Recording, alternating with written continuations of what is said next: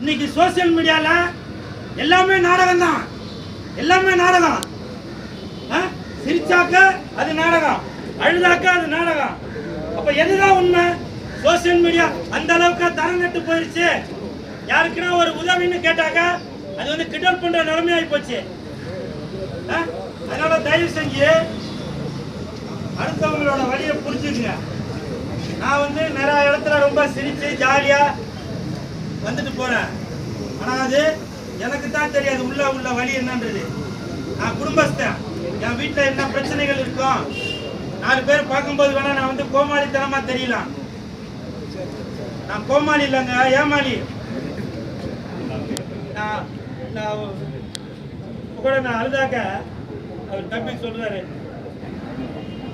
ஒரு மனிதர் என்னதாங்க பண்ணுவாப்பா, என்னதான் பண்ணுவா, நான் யாருக்கு என்ன துரோகம் பண்ணேன், இருந்தாலும் பரவாயில்ல. இயக்குனர் அறிவுறுத்துற மாதிரி இயக்குனர் இருக்கிறது எனக்கு ரொம்ப சந்தோஷம். இது நான் சும்மா இப்ப கூட கேமரா முன்னாடி சொல்லணும் அப்படின்றத சொல்லவில்ல. யாரு பண்ணாலும் அது கேலி கிண்டலா தான் ஆகுது. சரி, என்ன பிளான் சொல்லுங்க. இந்த படத்துல எனக்கு வாய்ப்பளித்த அப்புக்குட்டி, இப்ப நீங்க நினைக்கலாம் உங்களை பத்தி நான் ஃபீல் பண்ணிருக்கேன். ஒரு நேஷனல் அவார்டு வாங்கினவரு, நேஷனல் அவார்டு வாங்கினவரு இன்னைக்கு சொல்லுங்க அப்புக்குட்டி. அதுதான் நான் என்ன சொல்றேன், என்னைய வந்து எல்லாரும் கோமாளியா தான் பார்த்துட்டு இருக்கீங்க. நான் பல பேருக்கு ஏமாளியா தான் வாழ்ந்துட்டு இருக்கேன். தேனப்பா சாருக்கு தெரியும். எனிவே இந்த நேரத்தில் இந்த அருமையான வாய்ப்பு அளித்த இயக்குனர் அறிவுத்ரா சாருக்கு என் மனமார்ந்த நன்றி.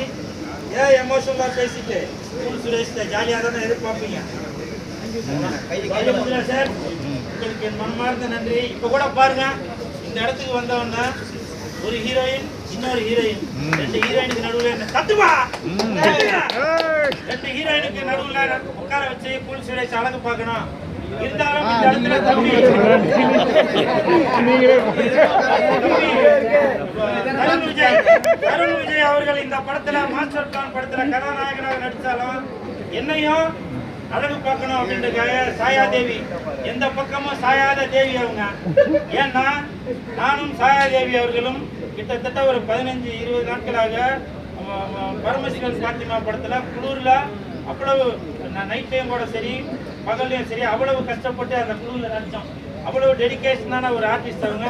சாயாதேவி, நீங்க மாயாதேவி, நீங்க ஒரு காயாதேவி, நீங்க ஒரு வாயாதேவி, நீங்க ஒரு பாயாதேவி, சூப்பரா வந்துட்டே இருப்பீங்க. அதே மாதிரி இவங்க சகோதரி திவ்யா, திவ்யா தானா திவ்யா அப்படின்னு அந்த தனுஷ் அந்த படத்துல வந்து எப்படி பெர்ஃபார்ம் பண்ணியிருப்பாரோ அதே மாதிரி கண்டிப்பாக தம்பி தருண் விஜய் அவர்களும் பெர்ஃபார்ம் பண்ணுவாரு. அதே மாதிரி நீங்களும் ஈக்குவலா பெர்ஃபார்ம் பண்ணுவீங்க நான் நம்புறேன். தம்பி சென்றாயன் அந்த தம்பிக்கு மனமார்ந்த நன்றி. நேஷனல் அவார்டு வாங்கிய அப்புக்குட்டி அவர்களுக்கு நன்றி. நிறையா இருக்குது.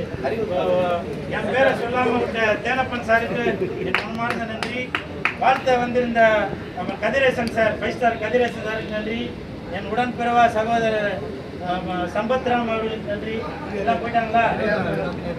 கதற கதற கற்பழிக்கும் வினோத் அவர்களுக்கும் நன்றி. முக்கியமாக இன்னைக்கு இவ்வளவு பிரஸ் மீடியாவை ஏற்பாடு பண்ணியிருக்கிற பிஆர்ஓ எய்ம் சதீஷ் அவர்களுக்கும் என் மனமார்ந்த நன்றியை தெரிவித்துக் கொண்டு நான் இன்னைக்கு வந்து எதுவும் கான்ட்ரவர்சியா எதுவும் பேச விரும்பலாங்க. உங்களுக்கே தெரியும், இது மாஸ்டர் பிளான் போட்டிருக்கேன். மாஸ்டர் விஜய் பத்தி பேச போறீங்க, பெரிய ஹிட் உங்களுக்கு தெரியும். அதே மாதிரி இந்த மாஸ்டர் பிளான் மிகப்பெரிய ஹிட் ஆகும். விஜய் சார் மாஸ்டர்னு படம் பேர் வச்சதுனால இப்போ நான் சொல்றேன், இப்போ நீங்க ரொம்ப ஒரு இக்கட்டான சூழ்நிலையில 4 பக்கமும் உங்களுக்கு எதிர்ப்புகள் வந்துட்டு தான் இருக்கு. நீங்க இருந்தாலும் எதை பத்தியும் கவலைப்படாதீங்க. நீங்க பாட்டுக்காக உங்க ரூட்ல போயிட்டே இருங்க, சரிங்களா? அதே மாதிரி உங்களுடைய அந்த தொண்டர்களுக்கும் ரசிகர்களுக்கும் தயவு செஞ்சு கொஞ்சம் சொல்லி வைங்க. எதுக்காக இந்த மாஸ்டர் பிளான் படத்துல இந்த இடத்துல சொல்ல வேண்டியிருக்குன்னா, அது ஒரு பிளான் பண்ணி சொல்ல வேண்டியது இருக்குல்ல.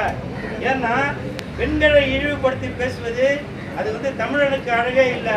எல்லாரும் யாரோ ஒரு பொண்ணு வந்து ஒரு இழிவா பேசியிருந்தா வரவங்க போறவங்க எல்லாரும் அவங்களோட பப்ளிசிட்டிக்காக அந்த